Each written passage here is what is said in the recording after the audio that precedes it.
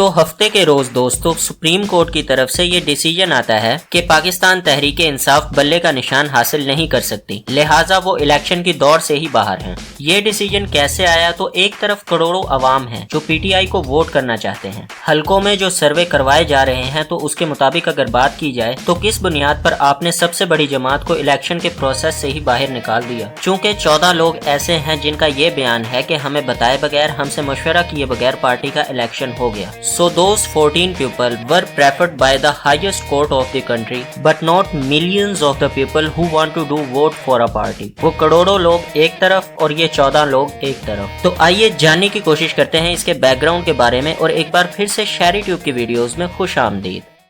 तो दोस्तों हुआ कुछ यूं कि पेशावर हाई कोर्ट के फैसले के मुताबिक पीटीआई का इंतखाबी निशान ले लिया गया। उसके बाद फिर दोबारा से उन्हें बल्ले का निशान वापस मिला और ये कहा गया कि दरअसल इलेक्शन कमीशन के पास ये इख्तियार ही नहीं था कि वो पार्टी इलेक्शन के अंदर इतना घुसे, इतना इंटरवीन करे और उसकी बुनियाद पर इरेगुलरिटीज क्लेम करने के बाद ये कहे कि आपको बल्ले का निशान नहीं मिलना क्योंकि आपने इलेक्शन ठीक नहीं करवाया। तो दोस्तों पिछले हफ्ते उसके ऊपर ये फैसला सामने आया था कि पीटीआई को बल्ले का निशान वापस दिया जाए। उसके बावजूद इलेक्शन कमीशन ने अपनी वेबसाइट के ऊपर ये निशान अपलोड नहीं किया, हालांकि ये बाउंड किया गया था पेशावर हाई कोर्ट की तरफ से। और दूसरी तरफ ईसीबी वेट करता रहा सुप्रीम कोर्ट के फैसले का कि वो सामने आएगा तो उसके बाद कुछ करेंगे। मे भी उन्हें कोई उम्मीद होगी इसलिए, क्योंकि दोस्तों पाकिस्तान में तो कोर्ट्स भी ऊपर से फैसलों के आने का इंतजार कर रहे होते हैं। तो होता इस तरह से है कि ये हेयरिंग जिस तरह से कंडक्ट होती है, इसको देखकर अगर हंसी ना आए तो रोना तो आ सकता है, क्योंकि जिस तरह से काजी फायज ईसा साहब ने इस हेयरिंग को कंडक्ट किया उस पर तनकीद तो आप कर नहीं सकते। लेकिन दूसरी तरफ अगर देखा जाए तो पाकिस्तान के अंदर चीफ जस्टिस से अवाम को बहुत सी उम्मीदें भी होती हैं, बट आखिर में नजर यही आता है कि वो उन शख्सियात को क्रिटिसाइज करने के अलावा और कुछ नहीं करते। जैसा कि इफ्तिखार चौधरी साहब की जो सारी की सारी कैंपेन थी पंजाब में और बहुत सी जगहों से लोगों ने उसमें हिस्सा लिया, लेकिन बाद में उसमें से क्या निकला वो सब आपके सामने है। साकिब निसार साहब के अंदर से डैम फंड के जरिए क्या निकला वो सब भी आपके सामने है। तो दोस्तों एट द एंड इसके अंदर से भी वही निकलेगा। तो दोस्तों ऐसा इसलिए होता है कि पहले ये लोग आम आवाम को बहुत उम्मीदें दिलाते हैं, लेकिन इस निजाम के रहते हुए शख्सियात इतनी गैर जरूरी हैं कि कोई भी आ जाए वो इसी सिस्टम या इसी दीवार का एक हिस्सा यानी एक ईंट बन के रह जाएगा और कुछ नहीं कर सकते। काजी फायज ईसा साहब इस समात के दौरान जो बात करते हैं वो आप लोग शॉर्ट ऑर्डर में या समात के जो नोट्स थे उसमें पढ़ सकते हैं, जिसमें कहा यह जाता है कि पीटीआई के इतने ज्यादा नए लोग सामने क्यों आ चुके हैं। और ये सवाल भी होता है कि 1 साल तक इलेक्शन क्यों नहीं करवाए। और ये सवाल हो भी उन लोगों से रहा है जो ये कहते हैं कि इलेक्शन सही नहीं हुए। इसके अलावा अकबर एस बाबर साहब के हवाले से अदालत ये कहती है कि वो पीटीआई की बेहतरी चाह रहे हैं। और इसके साथ साथ ये सवाल भी पूछा जाता है कि पीटीआई का अनअपोज्ड इलेक्शन क्यों हुआ। तो इस हवाले से अगर सोचा जाए तो बाकी किसी और पार्टी का भी अपोज्ड इलेक्शन नहीं हुआ। तो अगर इस मामले में हम थोड़ा सा गौर करें तो हमें पता चलेगा कि मुल्क के अंदर ऐसी कौन सी जमात है जिसने प्रॉपर 2 पैनल बनाए और फिर प्रॉपर इंतखाब हुआ, बड़ी लड़ाई हुई और बड़ी करीब बोर्ड से मियां नवाज शरीफ साहब, मरियम साहिबा, शहबाज शरीफ साहब, जरदारी साहब या बिलावल भुट्टो साहब जीत गए। तो दोस्तों हम सबको पता है ऐसा कुछ भी नहीं हुआ।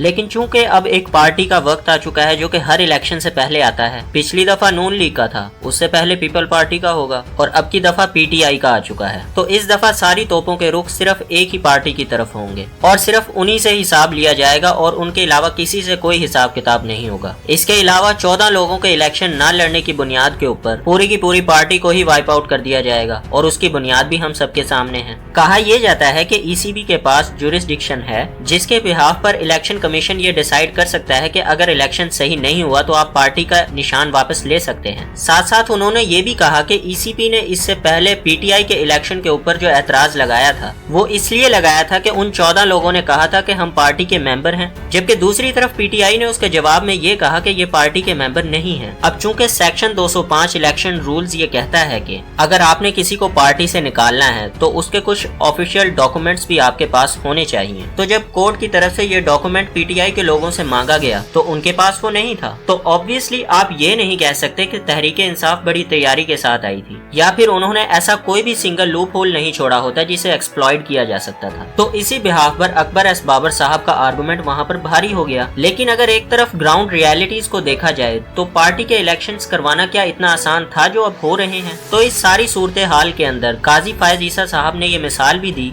that the democracy founded Pakistan, a fundamental aspect of which is the ability to put ourselves forward as a candidate। तो वो मिसाल दे रहे थे कि जमहूरियत का एक बहुत बड़ा खासा है कि हमें हर किसी को बराबर मौका देना चाहिए, और जबकि 14 लोगों को बराबर मौका नहीं मिला, इसीलिए पार्टी खत्म।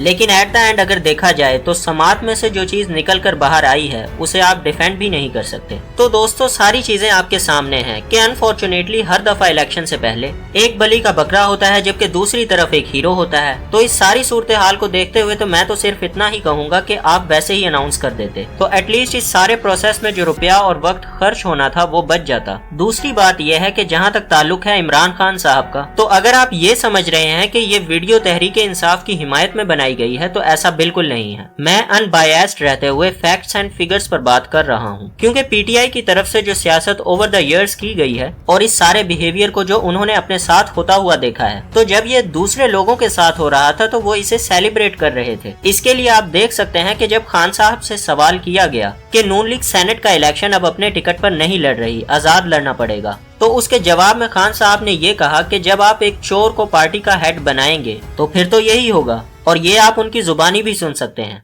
वो होना ही था। नून लीग ने बड़ा गलत किया। नवाज शरीफ को किसी सूरत, जब उसके ऊपर इतने करप्शन के केसेस थे, पैनमा में उसका नाम आया था, उसको पार्टी का हेड बना दिया। तो उस वक्त खान साहब सेलिब्रेट कर रहे थे कि नून लीग से सेनेट का टिकट छिन गया है। अब किस मुंह से उनसे हमदर्दी दिखाएं। दूसरी चीज, जब उन्हें ये कहा गया कि सुप्रीम कोर्ट ने डिस्क्वालीफाई किया है, तो उस पर नून लीग के लोगों ने जब एहतजाज किया तो उस पर खान साहब ने कहा कि सुप्रीम कोर्ट का अगर फैसला पसंद नहीं आएगा तो क्या उसके ऊपर एहतजाज करोगे, सड़कें बंद कर दोगे। अगर सुप्रीम कोर्ट इनके कहने के मुताबिक, इनकी मनपसंदी के मुताबिक फैसला नहीं करता तो इसका मतलब ये फैसला ही नहीं मानते, इसका मतलब सड़कों पे आ जाएंगे। तो जब वही फैसला उनकी अपनी पार्टी के खिलाफ आया है तो क्या यही प्रिंसिपल अपनी पार्टी पर लागू करेंगे। तीसरी बात 2014 का धरना है, जिसमें खान साहब ने कहा कि मेरा ख्याल है कि अंपायर की उंगली उठने वाली है। तो जिस तरह पहले अंपायर की उंगली उठी थी तो अब भी बेशक उसी तरह अंपायर फैसला करेगा कि किस तरह से किसको लाना है और किसको निकालना है। एक मिसाल भी है कि to live by the gun to die by the gun, यानी जिस तरह से आए थे उसी तरह अब रिमूव भी हो रहे हैं। तो अनफॉर्चुनेट सिचुएशन ये है कि आपका हमदर्दी दिखाने का भी दिल नहीं करता, क्योंकि जिन लोगों ने अपने दौरे इक्तदार में मुखालिफिन को दीवार के साथ लगा कर रखा था, आज किस मुंह से उनसे हमदर्दी दिखाएं। तो दोस्तों मैं ये समझता हूँ कि अगर ये सारी चीजें तहरीक इंसाफ के फेवर में जा रही होती तो ऑब्वियसली नाच हो रहा होता, डांस कर रहे होते, लेकिन चूंकि अब बाकी पार्टियों को फायदा है और इनको नुकसान है तो सभी लोगों को मोरालिटी, प्रिंसिपल और कानून याद आ रहा है। बात यह है कि कानून की बात नहीं है, ये सब लोग सिर्फ यही चाहते हैं कि हम उस साइड पर हों जहां पर सारा सिस्टम, सारा इक्तदार हमें सपोर्ट करे। लिहाजा इस फैसले ने तहरीक इंसाफ को मजीद एम्पावर कर दिया है। एक माइनर पार्टी को आपने दीवार से लगा लगा कर जाइंट बना दिया है। आपने उससे राइट्स छीन के या फिर इलेक्शन में उसकी बेदखली से उसको इतना रेलिवेंट कर दिया है कि जितना वो डिजर्व भी नहीं करता। तो कर करके ये बिहेवियर आपने दरअसल एक ऐसी चीज में जान डाल दी है जिसमें कोई जान नहीं थी। तो इसीलिए तहरीक इंसाफ ने शायद ठीक किया हो, लेकिन बाकी सब ने गलत किया है। और एट द एंड इस सारी सूरत हाल से सारा का सारा फायदा गैर जमहूरी कुव्वतों को होगा, और इस सारे के सारे बिहेवियर से इलेक्शन की शफाफियत तबाह हो जाएगी। और इलेक्शन 2024 का रिजल्ट क्या होगा ये पहले से बताना बहुत आसान हो चुका है। और आप इन इलेक्शंस में किसको वोट देंगे कमेंट सेक्शन में अपनी राय जरूर दीजिएगा। और इस तरह की मजीद इंफॉर्मेटिव वीडियोस देखने के लिए चैनल को सब्सक्राइब कीजिए। मिलते हैं नेक्स्ट वीडियो में। अल्लाह हाफिज।